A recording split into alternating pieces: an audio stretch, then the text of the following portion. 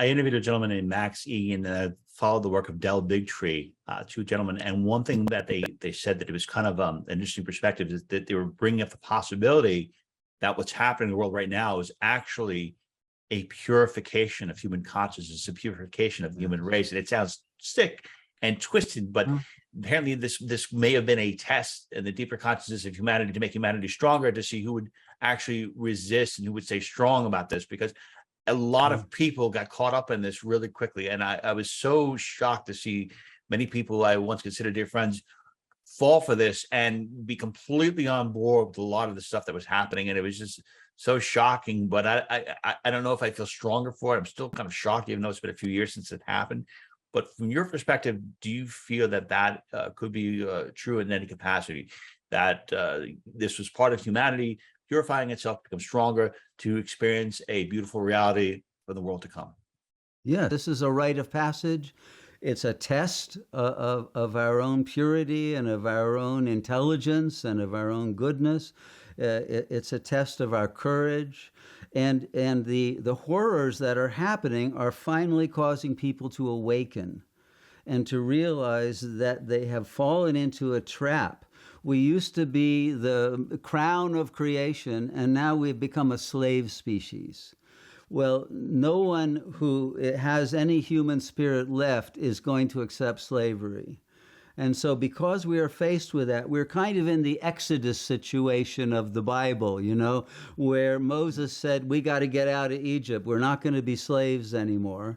And when they finally got it together that they were going to go for freedom or death, right? You know, they're not going to accept slavery. Then the Red Sea opened. Then the pathway to freedom and to Mount Sinai and to the burning tree of life, all of those symbols of God consciousness, all of that comes in the train of our willpower being focused on gaining back the freedom of spirit that God gave us in the first place, and not being intimidated by any of these evil powers that are false.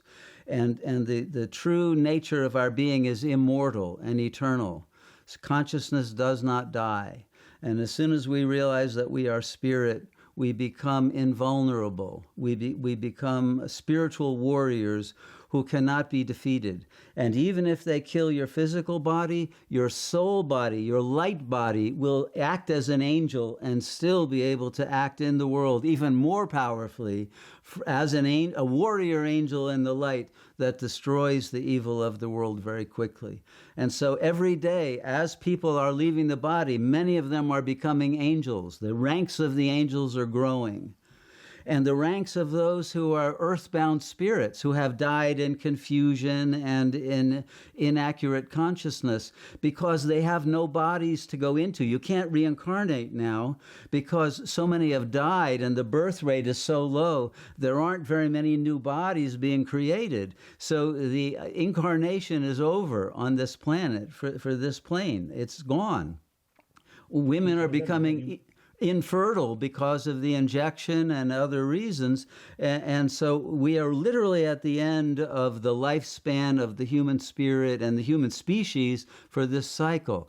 But it's like we are swarming now into the angelic level of consciousness, and we are bringing about an end to the darkness and a new springtime at the end of this winter of the world. And this is the blessing, that we are able to serve God at a higher level than we have done while being alive. And would it be possible to ask you a few more questions? Sure. Okay.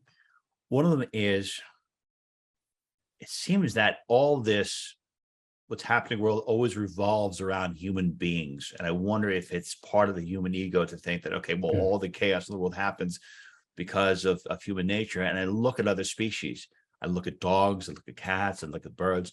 I wonder if they are completely in line with true spirituality, where they are like living in the present moment. Because my dogs, they live in the present moment. I love that. I wonder, why does all this chaos revolve around human beings? Can human beings align themselves with the other animals or even plants or other parts of nature that are not bound and corrupted by human egos? Can we align our energies with that to bring about change in a more peaceful like manner? Can we strengthen ourselves by being closer to nature. Yes, absolutely. That's what paradise really is. That's the whole idea of the symbol of the Garden of Eden and all of that. Yes, we are one with nature. We should be part of nature, and nature is an expression of God. The animals are doing what they're supposed to do.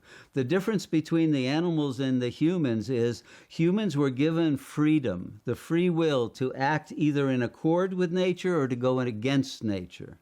And we have used our margin of free will to go against nature, to conquer nature instead of being in accord with it. We wanted to dominate the cows and all of the animals and the horses and turn them into war horses and all of that. We wanted to be the dominant species. We didn't want to be part of a cosmic wholeness, of a Garden of Eden.